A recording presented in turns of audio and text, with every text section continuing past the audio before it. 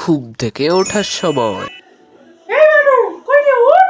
কটা বাজে দেখ, 12টা বাজে। ওঠ ওঠ ওঠ। কই রে?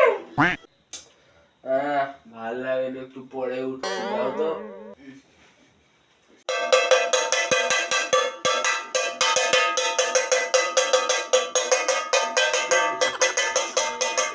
বাবা একটু ঘুমাতে দাও না, ভাল লাগে না।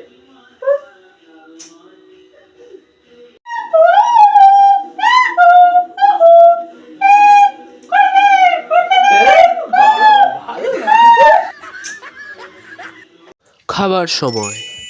এই নানু, কই রে? খেতে আয়। তুমি খেয়ে নাও না, আমার এখন ভাল লাগছে না। হ্যাঁ হ্যাঁ, সারাদিন ফোনই নে। খাওয়া দাওয়া করতে হবে রে। এই ফোনটাকে একদিন টেনে ফেলেই দেবো জলে। কেন বললাম রে? মায়ের কাজ করা।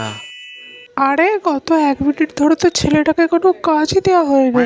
না, যাই ছেলেটাকে কি একটা কাজ দিয়ে আসি। এই, জলটা নিয়ে আয় তো। এই তো নিয়ে আসলাম। এই রে, তাহলে কি করা যায়? ঠিক আছে, দোকান থেকে আটাটা নিয়ে যা।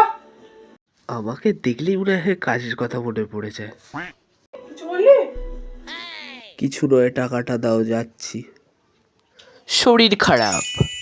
উফ, মাথাটায় প্রচুর যন্ত্রণা হচ্ছে।